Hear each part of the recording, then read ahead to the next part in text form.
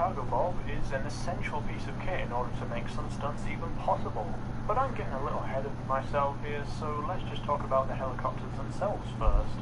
Side by side, the two variations look pretty much the same. However, the nose on the Jetsam is slightly different to the military variant. Looking around the Jetsam version, you'll see that it's got more of a marine engineering sort of livery, and for those like me who don't particularly like the camo on the military version, the Jetsam is a pretty nice change for the cargo bulb. However, I don't really understand why the Jetsam even exists in the first place. You see, apart from a slight variation on the nose and a different paint job, the Jetsam features the exact same handling as the military version. Speaking of handling, the cargo bulb is a pretty agile helicopter for what it is, especially considering its huge size and twin rotor configuration. It's by no means a racing helicopter, but what it lacks in performance, it more than makes up in sheer practicability. As I said before, you have the ability to carry land vehicles with a deployable hook by pressing right on the D-pad or E on keyboard for PC versions. Pretty much anything that drives around Los Santos can be carried. Bikes, boats, cars, trucks, and even rhino tanks, which is absolutely insane as it opens up a whole new world for the rhino tank when it becomes a flying rhino tank. However, as I've explained in a couple of videos way back,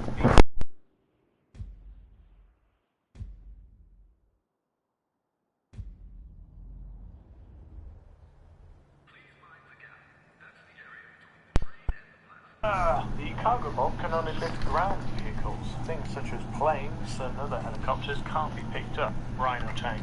However, as I've explained in a couple of videos way back, the Insurgent armored truck is one vehicle that just can't be picked up by a cargo bulb. Though it's pretty funny if you can try and get someone to them to be like, lift, damn it! The cargo bulb can only lift ground vehicles, things such as planes and other helicopters picked up, which I guess makes sense. I don't really see the point of being another vehicle you can pick up is submersible, which is pretty much essential if you want to get a submersible.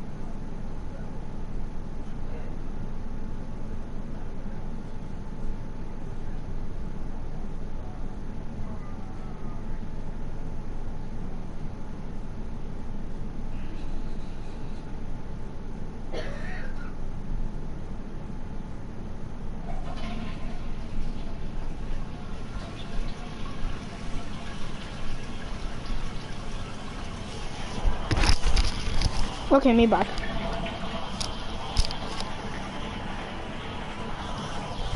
Amiibo. Amiibo. Amiibo. Amiibo.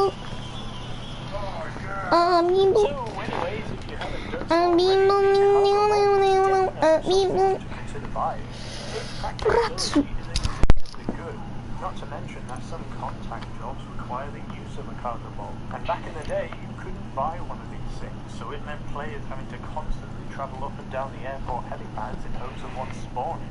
And on that note, I hope you enjoyed this video. If you did, make sure to leave a like and subscribe if you're new to the Pyrealm Gaming channel for loads more GTA Online videos coming very soon.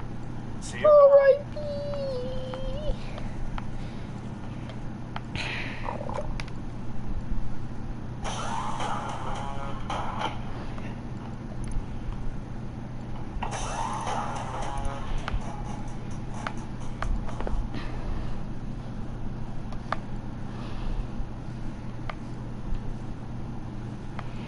Should you buy a rhino tank?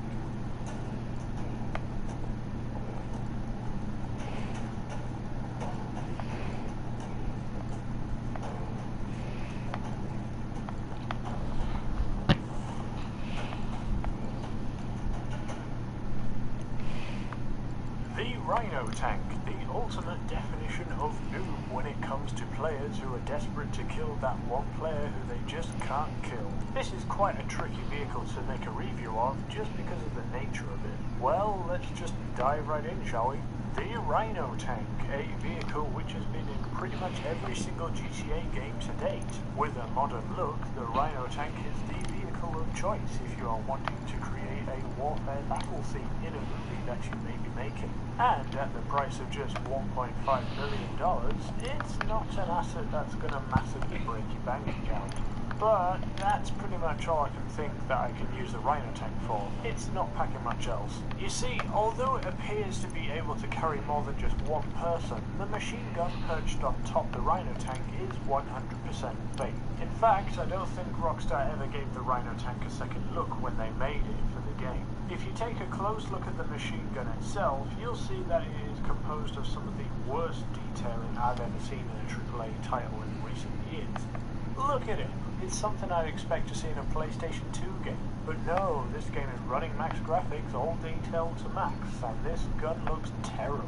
But anyway, enough about fake features, because I think we all have something to relate to in terms of stuff that should, but don't work in GTA Online, if you catch my meaning. The tank itself handles just like a tank should do. It's very heavy and slow. In fact, it's perceived as being so heavy that it leaves tank tracks on solid concrete, which makes no sense at all. For those of you who have watched my video on the Insurgent versus Kuruma guide, you'll know that the Insurgent is unable to be picked up by cargo mobs. However, the cargo mobs are entirely capable of picking up a Rhino tank, which means that the Insurgent armored truck is a heavier vehicle than the Rhino tank. Not only that, it's a hell of a lot faster, so I can only imagine what kind of strain the sheer weight of the vehicle is bearing down on those poor wheels of it. But enough about realism errors, back to the tank's handling. Or should I say what it can at least do? What it can do is run over cars to make them explode, which is pretty cool, but nothing new in terms of tanks in the GTA series. The main gun of the tank features an incredibly unrealistically fast turn speed, and even has the ability to make the tank pull off some impressive moves if you turn it just right. The shells that it fires out are incredibly accurate. Well, when the game is working properly, that is. Otherwise, the shots go in a complete other direction and make you wonder how this vehicle made it through Rockstar Q&A. Anyways, the rate of fire on the tank shells is very fast, which is pretty cool, and makes for quite the hassle for those who either have to avoid the tank or take it on in a one-to-one battle. It also makes for quite the effective anti-air cannon, if that's your kind of thing, as it features quite good range for the amount of power behind it. Now here's the part of the video that you'll either agree with or completely dislike the video for, but I'm going to go ahead anyways. The Rhino Tank is a complete waste of your money. Have you disliked the video yet?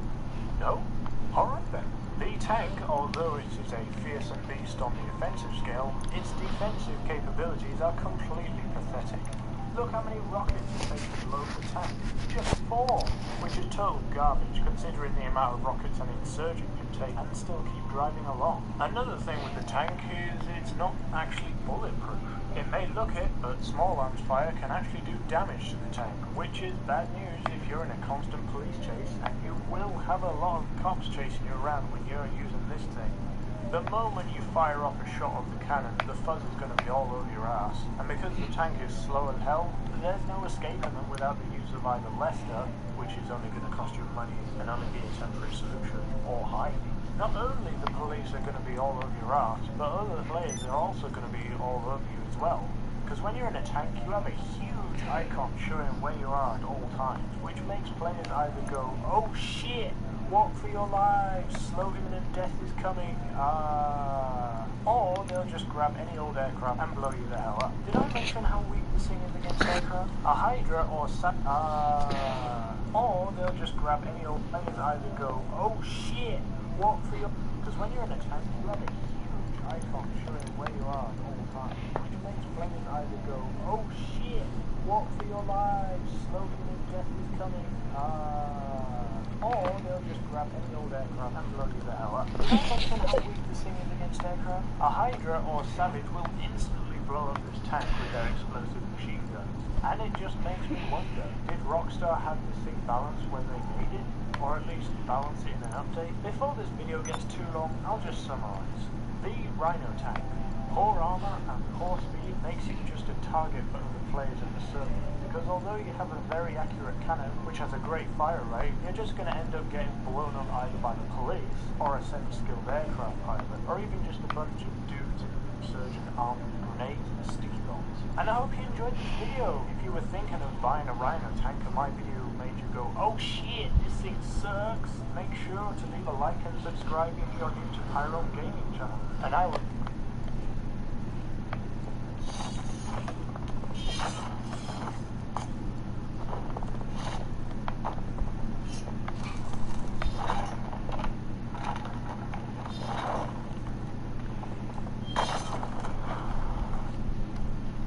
Should you buy a Valkyrie?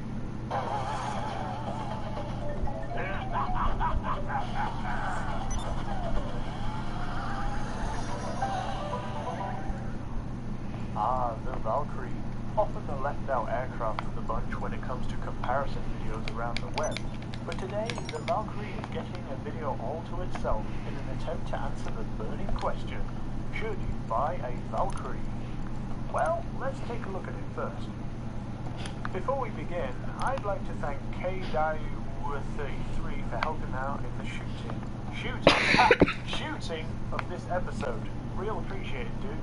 At a fair price of just $2.85 million, the Valkyrie is a Vietnam War-era helicopter with a plethora of guns at its disposal, featuring an explosive cannon on the front and a heavy machine gun, one on each side of the aircraft. Sounds pretty cool already, right?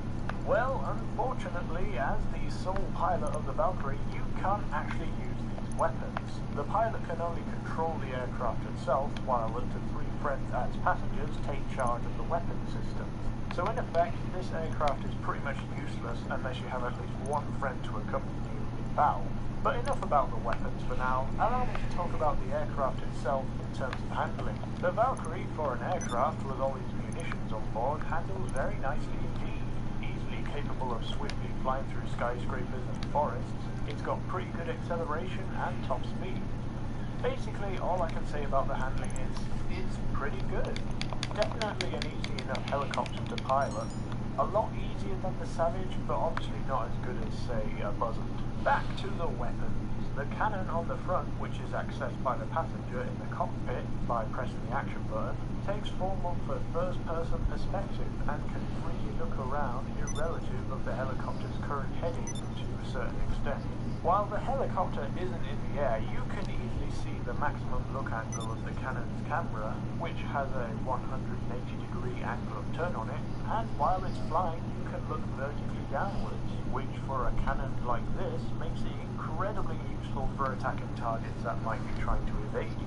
And targets will be trying to get the hell away from you while you're flying this thing at them, trust me. The cannon itself has a pretty slow fire rate compared to some of the other aircraft weapons, but the fact that the rounds explode and the ability to freely look in any direction in front of you makes this one of the deadliest weapons in the game. Its accuracy more than makes up for its slow rate of fire, and personally I'd rather use this than use the Savage, which, yes, it does have one monster of a machine gun, though it's incredibly difficult to control, and you just can't get the shots where you need them. But with this, you can attack anyone with complete confidence. One thing I don't like about this cannon is the fact that, like all cannons, it has a pretty limited range. So the pilot's going to have to get pretty close in order to allow the cannon to reach its target. Onto the side machine guns. Like the cannon, it has a 180-degree angle of aim available. And when 2 side gunners are aboard, you pretty much have 360 degrees of pain to dish out. However, the side machine guns do lack a lot of vertical aim ability. You only have about 40 degrees to aim up and down, so again the pilot is going to have to get pretty close to the ground for these weapons to be effective. The machine guns themselves are also pretty devastating to at least one target.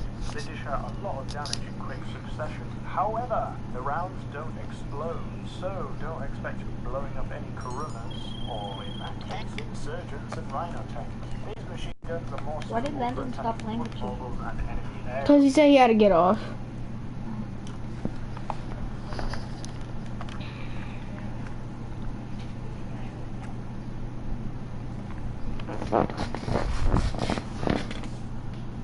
Brian, last time, why did you leave? I disconnected. Oh. Why is that so often when your PS4? Why is that so often when your PS4?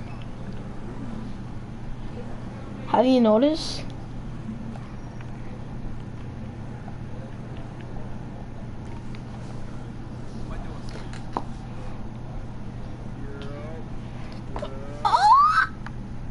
Jonathan! Yay! Yep.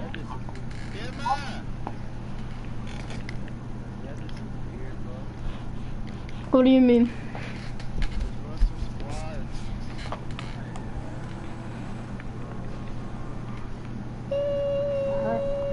But I need to warm up.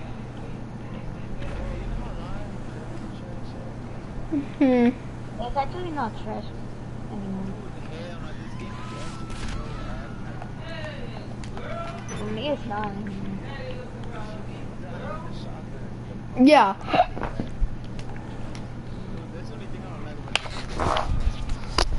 The charge.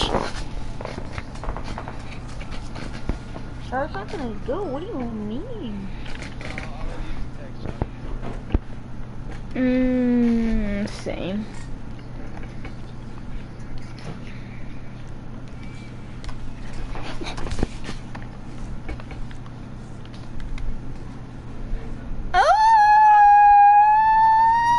You sure you wanna run some squads? We're winning. I need to warm up.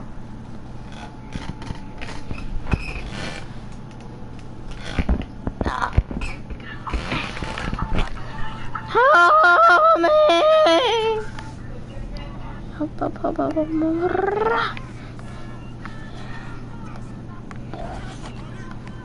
No, I'm not careful. There's probably a guy chasing me. Or not. No. Lucky. Give me your old phone. Yes. Ooh. No. My God! He's like, no. I'm getting up.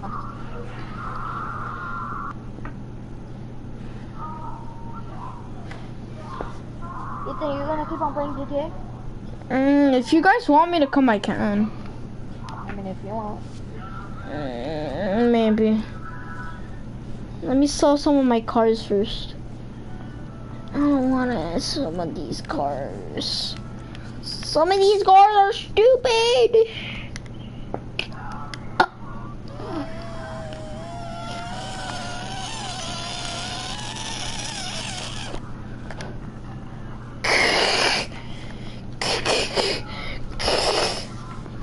Nah.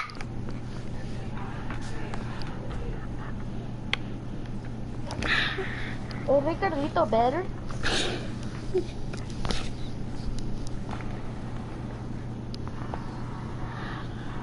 Jonathan, is Ricardito better?